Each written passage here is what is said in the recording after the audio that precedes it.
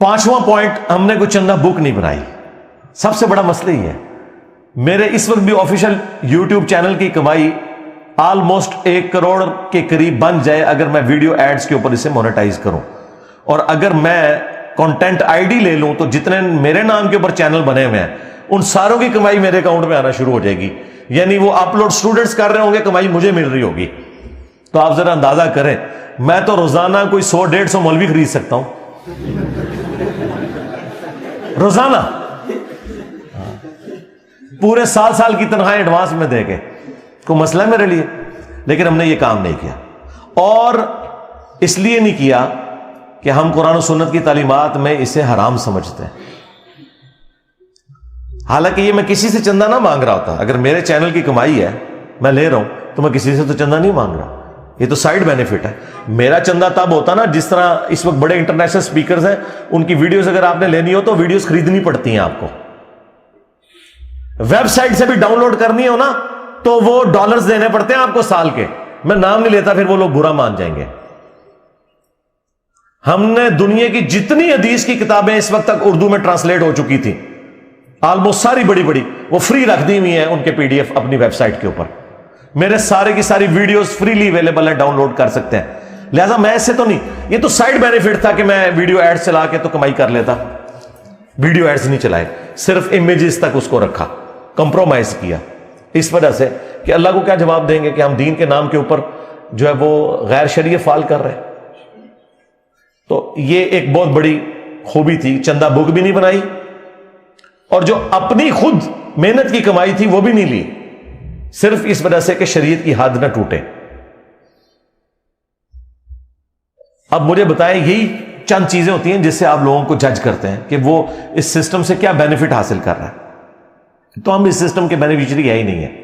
اس لیے میں کہتا ہوں کہ میرے ساتھ اگر کسی کو آپ نے کمپیئر کرنا ہے نا کہ جی فلاں بھی بندہ دین کا کام کر رہا ہے، تو وہ میرے والی خوبیاں بتانی ہیں آپ نے. پہلی جو یہ خوبی ہے نا چندے والی، اس میں سارے فیل ہو جائیں گے. کوئی ایک بندہ نہیں آپ بتا سکتے جو چندہ نہ لیتا ہو. اور میں ان کے چندوں کو غلط نہیں کہہ رہا، یہ ذہن میں رکھیے گا. اگر وہ اپنی بیسک نیڈز تک اپنے معاملات کو کرتے ہیں تو ان کا حق ہے. مثلا طارق جمیل صاحب ہزاروں سٹوڈنٹس کو ان کی رہائش سپورٹ کر رہے ہیں، انہیں تعلیم دیتے ہیں. ان کا سال کا بجٹ 155 ملین ہے. سال کا بجٹ 10 لاکھ کا 1 بلین ہوتا ہے. 155 ملین ایک سال کا ان کا بجٹ ہے. یہ میں 2 سال پرانی بات کر رہا ہوں، اب نہیں مجھے پتا کیا ہے. ڈاکٹر ذاکر نائک کروڑوں میں چندے لیتے ہیں، انہوں نے اپنا بیت المال بھی قائم کر لیا. اور بھی آپ نعمان علی خان تو چھوڑ ہی دیں، کیا حالت ہے، اربوں میں ہے بات. کوئی ایک بندہ بھی نہیں ہے. ڈاکٹر اسرار صاحب، ان کی جماعت چندے لیتی ہے. کوئی نہیں، آپ کوئی ایک نہیں. الیاس قادری صاحب، ان کا تو آج سے 10 سال پہلے اربوں میں چندہ تھا. ان کا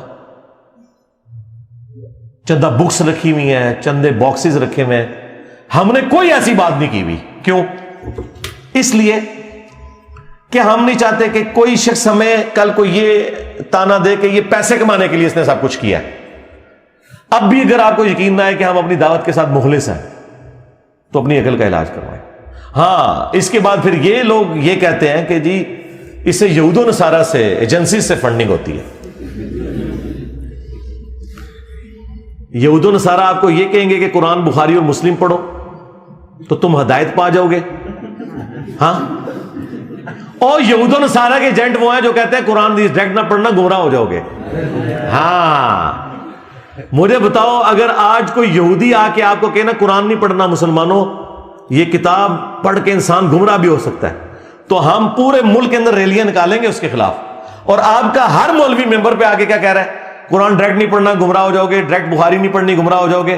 اور آپ کہتے ہیں سبحان اللہ، مفتی صاحب نے فرما دیا. یہ ہے یہود و نصارہ کے ایجنٹ.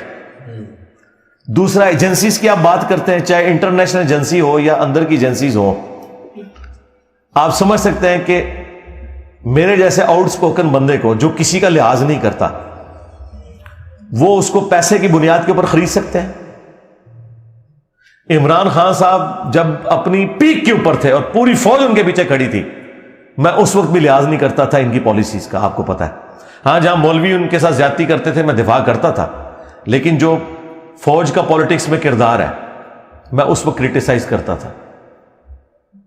جب عمران خان صاحب اترے تو سارے دم دبا کے بھاگ گئے. ان کے اوپر جب برا وقت آیا تو جو ان کے ساتھ زیادتی ہو رہی تھی یا ان کے ساتھیوں کے ساتھ جو جرم کیا وہ تو الگ بات، اس کو تو کورٹ میں دیکھنے کی ضرورت ہے. تو میں نے آواز بلند کی. آج کسی کی جرت ہے کہ 2 جملے بول دے؟ کدھر ہے طارق جمیل صاحب؟ 9 مئی کے بعد کسی کی جرت ہوئی ہے کہ بولے؟ لیکن میں نے جتنی حق بات تھی وہ دھڑلے سے اسی رات لائیو سیشن میں کی اور بڑوں تک پہنچائی. وہ اس بات کا ثبوت تھی کہ ہمیں کوئی آر نہیں سچائی بیان کرنے میں. ٹھیک ہے، ابھی تو کئی باتیں یار میں اس کو کیمرے میں کرنا نہیں چاہتا ورنہ اور مسئلے کھڑے ہو جائیں گے. تو کسی کی جرت نہیں کہ ایسا کو معاملہ کرے. 1 روپے کے کسی کے روادار نہیں ہے. یہاں ہزاروں، اب تو میں کہہ سکتا ہوں لاکھوں لوگ ہو کے جا چکے ہیں.